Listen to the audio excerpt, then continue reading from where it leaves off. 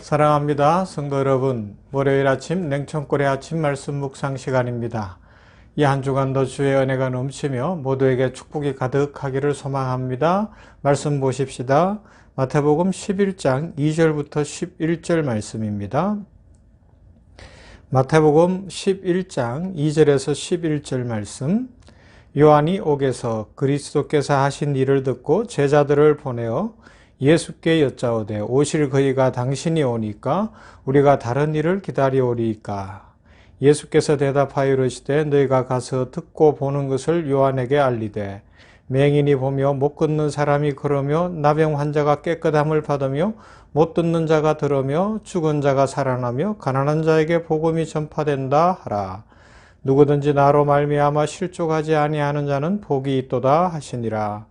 그들이 떠나매 예수께서 무리에게 요한에 대하여 말씀하시되 너희가 무엇을 보려고 광야에 나갔더냐? 바람에 흔들리는 갈대냐? 그러면 너희가 무엇을 보려고 나갔더냐? 부드러운 옷 입은 사람이냐? 부드러운 옷을 입은 사람들은 왕궁에 있느니라. 그러면 너희가 어찌하여 나갔더냐? 선지자를 보기 위함이더냐? 옳다. 내가 너희에게 이르노니 선지자보다 더 나은 자니라. 기록된 바 보라, 내가 내 사자를 내 앞에 보내노니 그가 내 길을 내 앞에 준비하리라 하신 것이 이 사람에 대한 말씀이니라. 내가 진실로 너희에게 말하노니 여자가 낳은 자 중에 세례 요한보다 큰 이가 일어남이 없도다. 그러나 천국에서는 극히 작은 자라도 그보다 크니라. 아멘. 여러분, 신앙생활을 하는 것과 자전거를 타는 것 중에 어떤 것이 더 어려운 것 같으세요? 아니, 어떻게 신앙생활과 자전거 타는 것을 비교할 수 있을까? 그렇게도 생각해 볼 수 있을 거예요. 그죠? 그렇지만 자전거 타기에서 신앙생활의 중요한 면을 배울 수 있다고 저는 생각합니다. 왜요?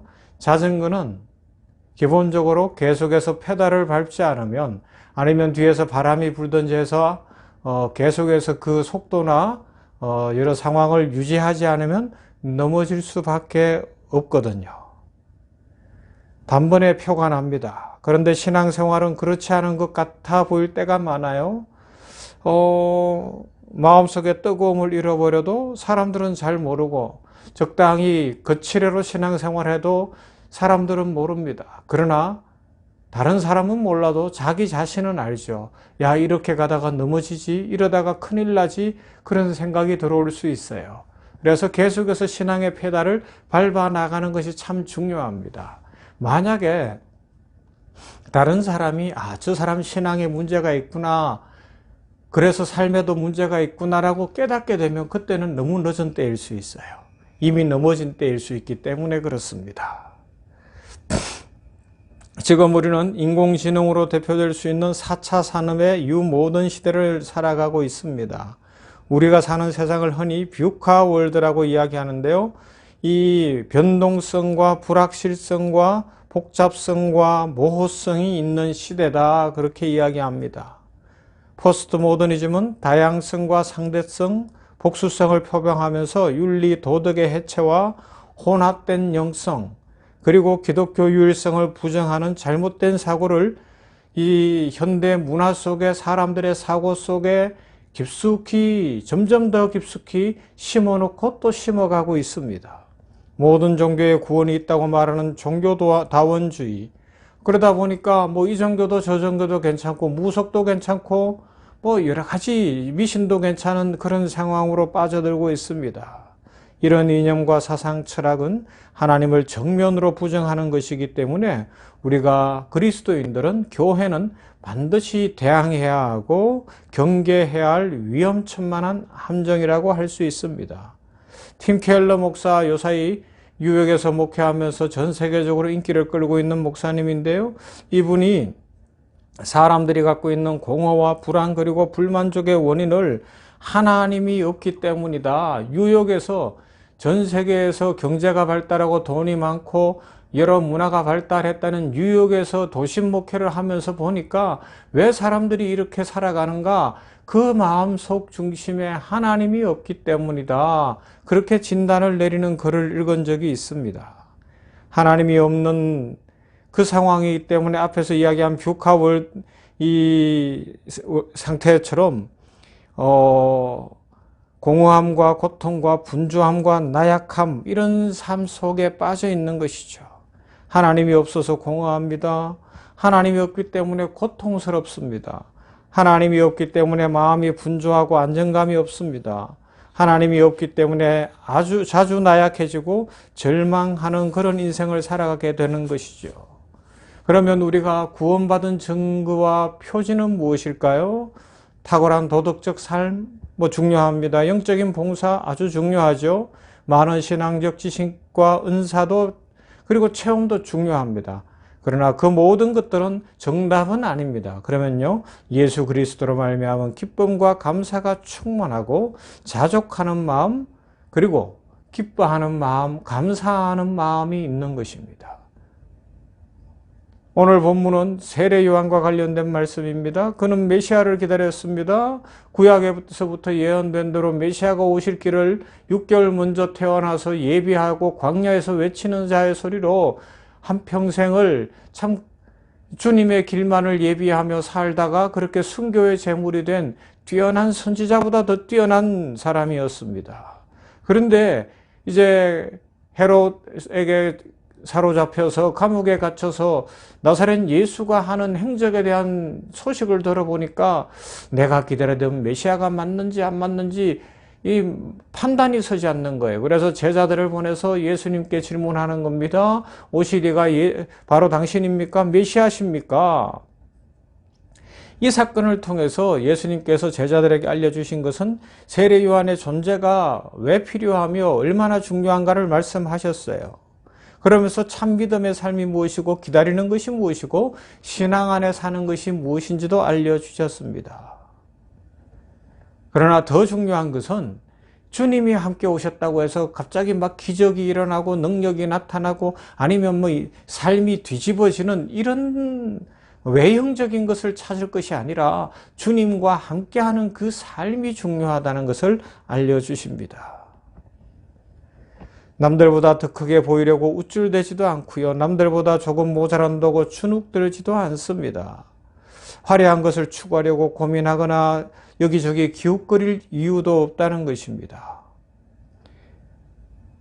정함이 없는 것에 마음을 빼앗기지 아니하고 주님 한 분 모신 것으로 넉넉한 인생을 살아가며 천국에서 극히 작은 자라도 세례 요한보다 크다 주님이 오늘 말씀하셨는데 이 말씀에 마음 기울이며 우리는 진정으로 천국을 누리는 사람이라는 것을 기뻐해야 한다는 것이죠.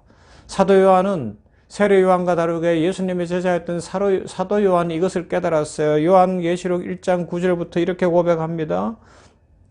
예수 안에서 여러분의 형제요 예수 안에서 환난과 그 나라와 인내에 여러분과 더불어 참여한 사람인 나 요한은 하나님의 말씀과 예수에 대한 정언 때문에 반모라는 섬에 갇혀 있게 되었습니다. 주님의 날에 내가 성령에 사로잡혀 내 뒤에서 나팔 소리처럼 울리는 큰 음성을 들었습니다. 고백합니다. 사도 요한은 하나님의 말씀과 예수님에 대한 정언 때문에 반모라는 섬에 유배되어 있어요. 반모섬은 어떤 곳인가 하면 정치와 종교의 중범죄자들을 유배시키던 곳인데 그 섬은 대리석을 캐던 곳, 바위를 캐던 곳이라고 이야기합니다. 아니 그런데 나이가 80을 넘어 90이 다 돼가는 사도 요한이 그곳에 유배되어서 그 채석장 일을 하는 거예요. 돌을 깎고 돌을 캐야 되는 겁니다. 얼마나 힘들었겠습니까? 그러나 요한은 주님의 고난에 자신은 동참하고 있고 외형적인 기적이나 외형적인 어떤 것이 아니라 자신과 주님이 함께하고 있다는 그 믿음 때문에 기뻐할 수 있다 고백하고 있는 것입니다.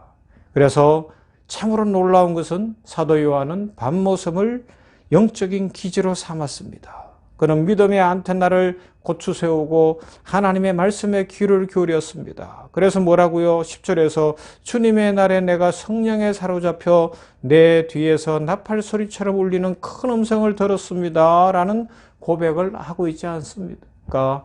놀랍습니다. 주의 날은 주일을 이야기하기도 합니다. 그래서 우리는 주일을 잘 지켜야 돼요. 주님의 날에, 예배의 날에 주일에 하나님께서 음성을 들려주시고 이 밤모섬 같은 인생길 속에서 우리들에게 힘이 되시고 능력이 되어주시는 축복의 말씀을 들려주실 뿐만 아니라 은혜와 복을 주시기 때문에 그렇습니다. 그래서 우리는 주일을 잘 지켜야 돼요. 이 성탄절 저음하여서 특히나 우리가 주일을 잘 지키는지 생각하며 이 예수님 믿는 사람들은 그 주일의 기본을 알아야 합니다. 그러나 이건 그 주일만을 이야기하지는 않습니다. 주의 날이라는 의미는 내 일상이 주님과 동행하는 날이었다라는 의미도 가능합니다. 밤모섬에서 채석장에서 돌을 캐는 일을 하고 육체노동을 하면서도 그곳에서 주님이 함께 하셨기 때문에 나는 언제나 주의 음성을 들었다. 나팔소리 같은 주의 음성을 들을 수 있는 믿음의 삶을 살았습니다. 라는 고백이라고 해석해도 틀리지 않습니다. 그렇습니다. 우리가 살아가면서 인생길은 마치 밤모섬 같고요. 어려울 수 있어요. 그러나 사도 요한처럼 하나님께 안테나를 맞추고 살면, 주파수를 맞추고 살면 하나님의 음성이 들리기 때문에 기뻐할 수 있습니다. 세례 요한은 주님의 길을 예비했으나 오늘 말씀에서 감옥에 있으면서 예수님이 진짜 메시아인지 어리둥절했지만 주님이 가르쳐 주시는 건 뭐예요? 아니다. 이미 메시아가 오셨다. 주님이 함께 하신다 말씀하시며 희망을 갖고 소망을 가지라 말씀합니다. 희망의 날이요 소망의 날이 바로 성탄입니다. 대림절 기간에 또 이 한 주간도 우리 모두는 비록 삶은 사도 요한이 그랬던 것처럼 힘들고 어려운 부분들이 많이 있으나 주님이 나와 함께 하심을 확실히 믿으면서 주님이 나와 동행하심을 믿는 그 믿음 안에서 자전거를 타는 것을 생각하면서 신앙생활을 변함없이 페달을 밟아서 넘어지지 말고 앞으로 계속 전진하면서 믿음의 성장이 있고 성탄의 기쁨과 축복이 이 한 주간도 넘치고 오늘도 넘치게 되기를 주님의 이름으로 축원합니다. 사랑 많으시고 은혜 풍성하신 하나님 감사합니다. 오늘 월요일 아침에 냉천골의 아침 말씀 묵상했습니다. 은혜를 주시는 하나님 감사합니다.